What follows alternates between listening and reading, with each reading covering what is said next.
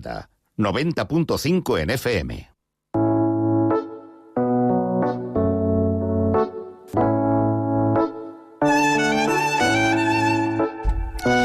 Miren, les cuento.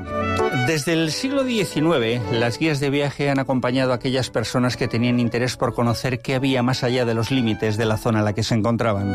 Evidentemente, esas primeras guías de viajes estaban pensadas para aquellas personas ilustradas y para las que tenían también, ¿por qué no?, un alto potencial económico.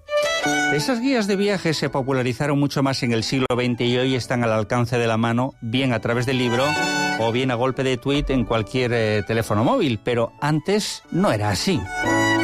De viajes vamos a hablar, en este caso de viajeros románticos por España, con nuestra invitada de cada martes.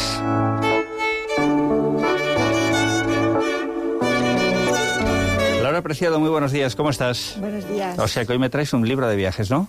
Sí, de viajeros románticos. De viajero romántico. Sí. Lo de viajero romántico lo de viajeros, vale, lo de romántico me ha situado un poco ahí fuera de percepción de camino, ¿no? Lo del término. Bueno. ¿Cómo debo entenderlo? Esos viajes románticos se refiere, a esa época del romanticismo del siglo XIX. Es ese momento que en Europa, en España, vamos a decir que después de la guerra de la independencia, hay como una avalancha de viajeros extranjeros que vienen a España, franceses, alemanes sobre todo. Para saber por cómo echamos a Napoleón, ¿no? Que ven a España como un lugar exótico dentro de Europa, un lugar donde vivir aventuras. Y todos esos viajeros, que muchos son escritores, como Gautier o Alejandro Dumas o Washington Irving, que también estuvo por Andalucía, pues son viajeros que van a describir una España muchas veces idealizada, ¿no? Que por eso se dice que son viajeros, ¿no?, de la época romántica, pero muchas son personas muy cultas, como tú bien has dicho al principio, casi todos son escritores. Algunos de los primeros viajes los narran los propios militares que vienen a España, ¿no? Con los franceses, pero son viajeros románticos por la época en la que se enmarcan. Bueno, la guerra de la independencia llamó muchísimo la atención en Europa, teniendo en cuenta que Napoleón pensaba que se iba a dar un paseo militar de 4 días por España, algo parecido con lo que ha pasado con Rusia y Ucrania, que sí. Rusia pensaba que en un fin de semana tomaba posesión del territorio ucraniano y ya llevan años de guerra.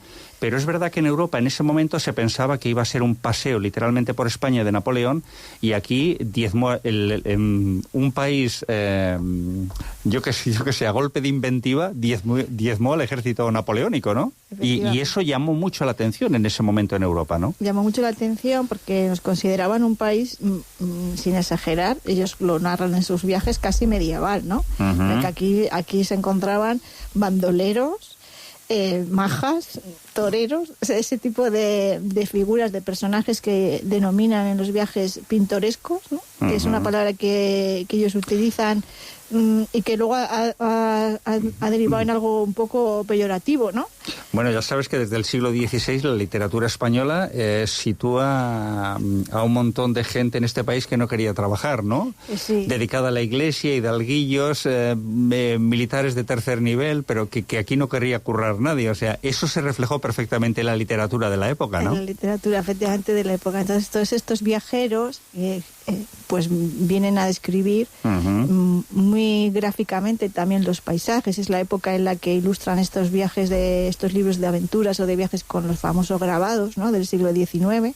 Ya muy al final del siglo XIX los grabados van a ser sustituidos por la fotografía, pero durante toda la primera mitad del XIX son los grabados que ellos, como ellos idealizan sus viajes tanto y toman notas, después cuando regresan a su lugar de origen redactaban los libros, entonces de muchas cosas acordaban, de otras no, y entonces hay cosas que se corresponden con la realidad y otras muchas que no. Sí, lo mismo ocurre en el texto que en el grabado. Claro, si recuerdas, Laura, Miranda es una ciudad, sin ir más lejos, que tiene grabados interesantísimos, precisamente fijado más o menos en esa época, ¿no? En principios del siglo XIX, ¿no? Efectivamente, aquí tenemos los famosos grabados que los conocemos muchos mirandeses de Roberts o de Gustave Doré, por ejemplo, ¿no? Que son de esta época y que efectivamente corresponden a esos viajes.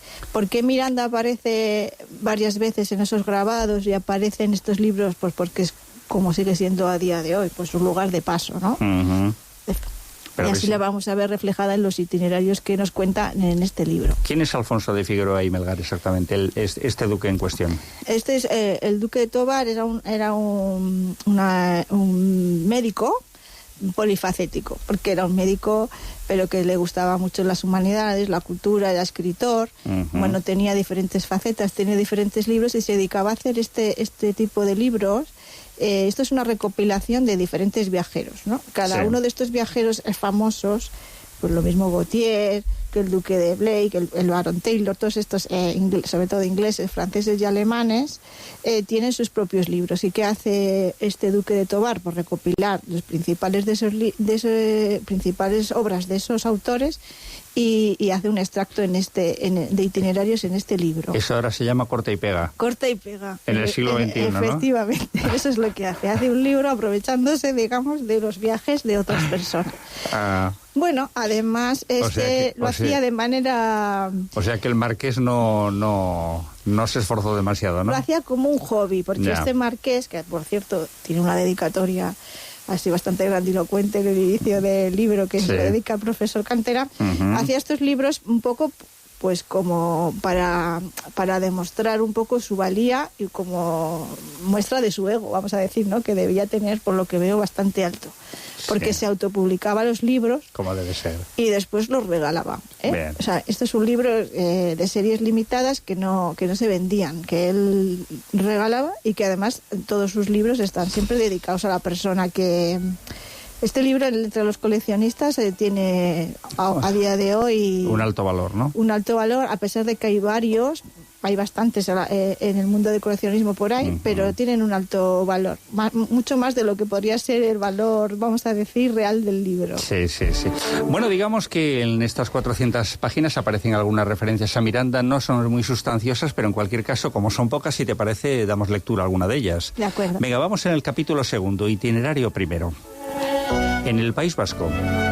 La principal ruta seguida por los románticos en su viaje por el País Vasco, en la que sigue la actual carretera Madrid-Irún, o sea, Irún, San Sebastián, Vitoria y Miranda de Ebro, ya en Castilla. Otra, la de San Sebastián-Bilbao por la costa, y otra, la de Irún-Pamplona. Naturalmente, se internan los más curiosos tierra adentro, dejando de lado las rutas tradicionales, pero son los menos. Hombre, por la referencia a Miranda simplemente es como paso geográfico, nada más. Efectivamente, es un lugar de paso. Todos estos viajeros siempre se van a fijar y se van a detener en las grandes ciudades, pero lógicamente para ir de una ciudad a otra hay que hacer las rutas obligatorias y bueno, es la línea actual, ¿no? de tren y de carretera, la línea Madrid-Irún. Capítulo 4, itinerario 2, de Miranda de Ebro a Somosierra, dice así, el inicio naturalmente del capítulo.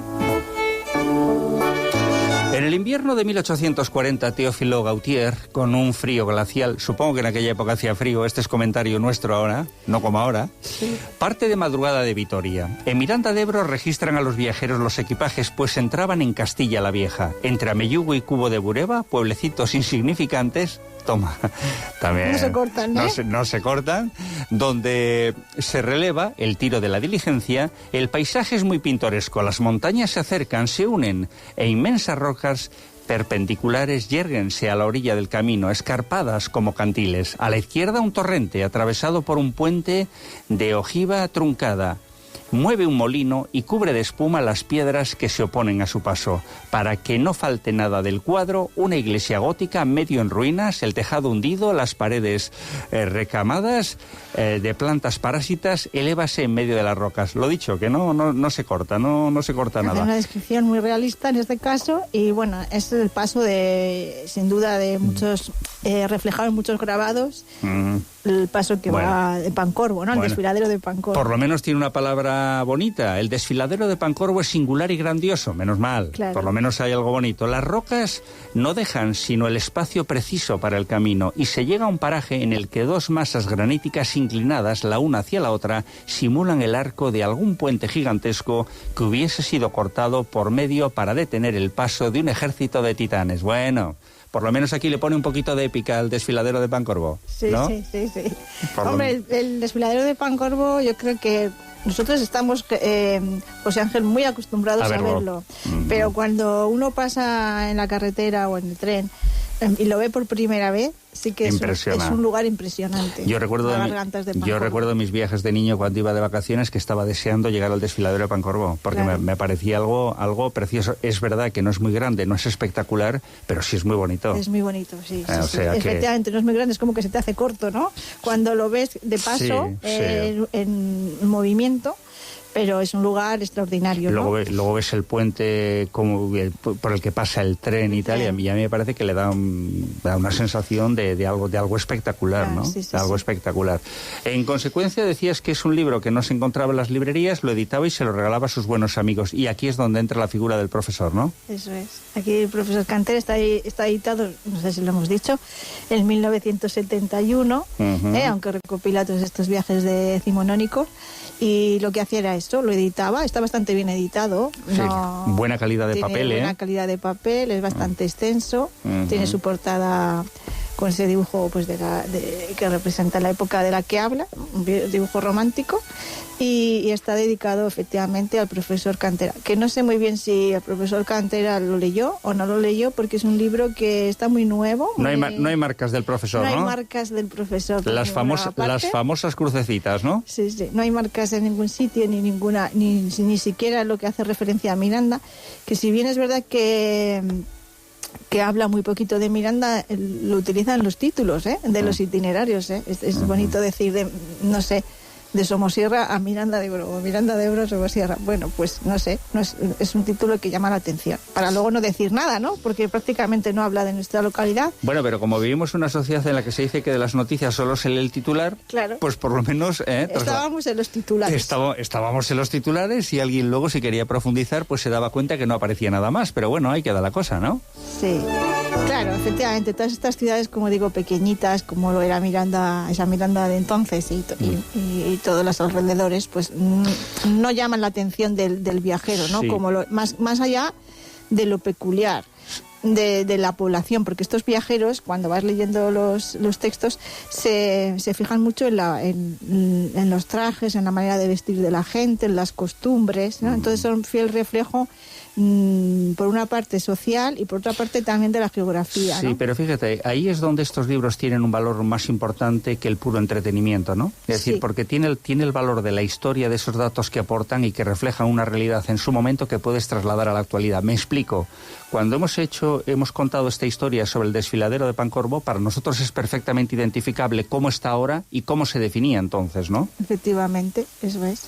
Entonces, esos libros de viajes, ahora tenemos muchos medios tecnológicos, fotografías y demás, pero quien leyese en ese momento una descripción, estaba obteniendo una descripción, en este caso del desfiladero de Pancorbo, pues muy fiel a la realidad, ¿no? Hay veces que sí que otros pasajes e incluso otras localidades son más idealizadas, pero en el caso de Pancorbo yo creo que da en el clavo, ¿no? Y además, ¿por qué se hacían estas definiciones tan precisas? Porque sabían que muchas personas que leían estos libros probablemente nunca viajarían a esos lugares. Claro, efectivamente. Entonces, nunca iban a viajar. De ahí la precisión de la información que se aportaba, ¿no? Y luego eso, la falta de un apoyo gráfico, un apoyo de imagen, que hoy en día pues es casi imposible, ¿no?